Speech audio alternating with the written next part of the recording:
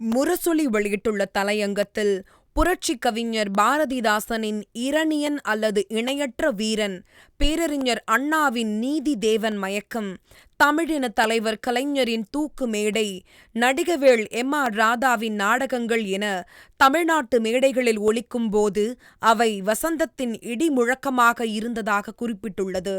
தமிழ்நாட்டு மக்களின் உள்ளங்களில் கொள்கை தங்கங்களை உருவாக்கியவை இது போன்ற நாடகங்களும் திரைப்படங்களும் தான். பாமர மக்கள் மனதிலும் கல்வி சாலைக்குள் நுழைய முடியாத சமூகத்துக்கும் சமூக பாடத்தை எடுத்தவை இது போன்ற கலை படைப்புகள்தான். அதனால்தான் நாடகங்களுக்கு தடை போடும் சட்டமே வந்தது. திரைப்படங்களுக்கு தணிக்கை நெருக்கடிகள் வந்தன. கலைஞரின் பராசக்திக்கு தடை வந்தது. பல நூறு பக்கங்கள் புத்தகம் போடும் அளவுக்கு அன்றைய நெருக்கடிகள் அமைந்திருந்தன. ஆனாலும் அதை பற்றியெல்லாம் கவலைப்படாமல் திராவிட இயக்கம் தனது பரப்புரையை தன் கையில் கிடைத்த அனைத்து வகையிலும் செய்தது.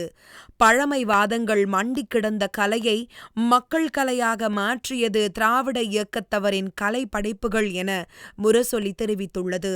இதோ இன்று ஒரு பராசக்தி பேரொளி எழுப்பியிருக்கிறது. மீண்டும் திரையரங்குகளில் தீ பரவி வருகிறது. வசனத்தால் கொள்கையை விதைத்து காட்சிகளால் இதயத்தை நனைப்பதாக இருக்கிறது பராசக்தி. இன்றைய இளைய தலைமுறைக்கு அந்த காலத்து மாணவர் சக்தியை, மொழி போராட்டத்தை, தமிழுக்காக தியாகம் செய்த வரலாற்றை மனதில் தைக்கும் வகையில் சொல்லிவிட்டது இன்றைய பராசக்தி என முரசொலி தெரிவித்துள்ளது. தமிழை, தமிழனை, தமிழ்நாட்டை காக்கும் போராட்டமாக இருப்பது ஹிந்தி திணிப்பு எதிர்ப்பு போராட்டமே. அது மொழி போராட்டம் மட்டுமல்ல, நமது பண்பாட்டை காக்கும் போராட்டம் என்றார் தந்தை பெரியார். அவர்தான் 1938ஆம் ஆண்டு ஹிந்தி திணிப்பு எதிர்ப்பு போராட்டத்தை தொடங்கி வைத்தார். பேரறிஞர் அண்ணா முதலில் கைதானார். சிறுவனாக இருந்த கலைஞர் தமிழ் கொடி தாங்கி திருவாரூர் வீதிகளில் வலம் வந்தார். பெண்களும் குழந்தைகளும் என பல்லாயிரக்கணக்கானவர்கள் கைதானார்கள். 9 மாதங்கள் சிறையில் இருந்தார் பெரியார். நடராசனும் தாளமுத்துவும் சிறையில் மரணமடைந்தார்கள்.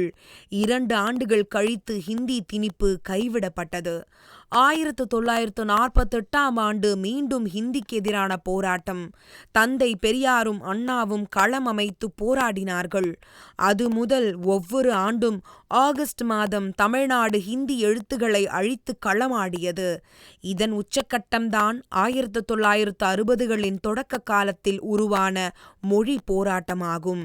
கலைஞரை மொழிப்போர் தளபதியாக தலைமை தாங்க கட்டளையிட்டார் அண்ணா. தமிழ்நாடு முழுவதும் 4000 திராவிட முன்னேற்றக் கழக தொண்டர்கள் கைது செய்யப்பட்டனர். தடையை மீறி திமுக கூட்டங்கள் நடந்தன. இவர்கள் அனைவரும் கைது செய்யப்பட்டு 1 மாதம் 2 மாதம் சிறை தண்டனை பெற்றனர். இந்த உணர்ச்சி தீதான் 1965 மொழி போராட்டமாக வெடித்ததாக முரசொலி குறிப்பிட்டுள்ளது. திராவிட முன்னேற்றக் கழகம் ஒரு முனையில் போராடியது. மாணவ சமுதாயம் இன்னொரு முனையில் நின்று போராடியது. மாணவ சமுதாயம் என்றால் அதிலும் இருந்தவர்கள் பெரும்பாலும் திமுக மாணவர்கள்தான். 1569 திமுக தொண்டர்கள் கைது செய்யப்பட்டு சிறை வைக்கப்பட்டார்கள். 9 பேர் தீக்குளித்து தங்கள் உயிரை கொடுத்தார்கள். தமிழ்நாடே எரிந்தது. போராட்டத்தை அடக்க இராணுவம் வரவழைக்கப்பட்டது.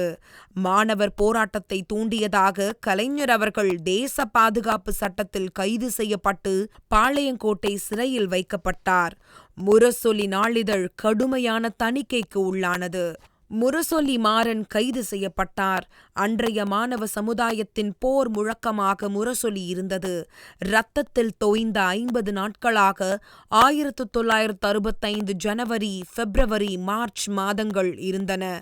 இந்த அரசியல் எழுச்சியின் மாபெரும் வடிவமாக 1967 சட்டமன்ற தேர்தல் அமைந்தது. பேரறிஞர் அண்ணா தலைமையிலான திராவிட முன்னேற்றக் கழக ஆட்சி அமைந்தது. ஹிந்திக்கு இங்கு இடமில்லை, தமிழும் ஆங்கிலமுமே தமிழ்நாட்டில் இனி இருக்கும் என்று மாணவர் எண்ணத்தை, மக்கள் எண்ணத்தை சட்டமாக்கினார் பேரறிஞர் அண்ணா. இந்த வரலாற்றை துணிந்து சொல்கிறது பராசக்தி திரைப்படம். கொள்கை வரலாற்றை, கொள்கைக்காக உயிர் கொடுத்த வீர காவியத்தை, மாணவர்களின் தன்னலமற்ற வீரத்தை, மாணவ சமுதாயத்தை காக்கும் அரணாக திராவிட முன்னேற்றக் கழகம் இயங்கியதை மனக்கண் முன் கொண்டு வந்து காட்டுகிறது பராசக்தி. தமிழ் வாழ்க என்று முழக்கமிட்டபடி திரையரங்குகளை விட்டு வெளியில் வர வைத்துள்ளது இந்த படம். ஒரு கல்லூரி மாணவர் சொல்கிறார், தமிழை காக்க இவ்வளவு தியாகம் செய்துள்ளோம் என்பதை தெரிந்து கொண்டோம் என்கிறார்.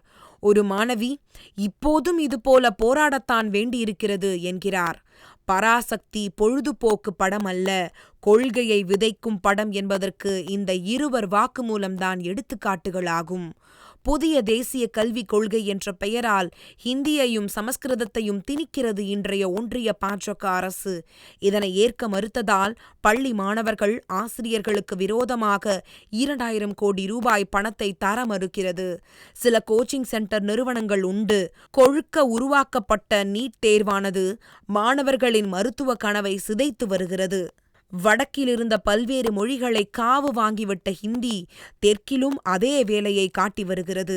நேர்முக தேர்வுகளில் ஹிந்தி பேசாத மாணவர்கள் அடையும் அவமானம் சொல்லி மாளாது. வடமாநில கட்சியான பாஜக ஹிந்தி கட்சியாக காட்சியளிப்பதையே தனது அடையாளமாக நினைக்கிறது.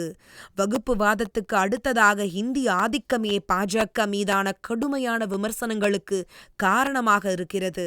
இதை எதிர்த்து தமிழ்நாடு போராடும் நேரத்தில் பராசக்தி வெளியாகியிருக்கிறது.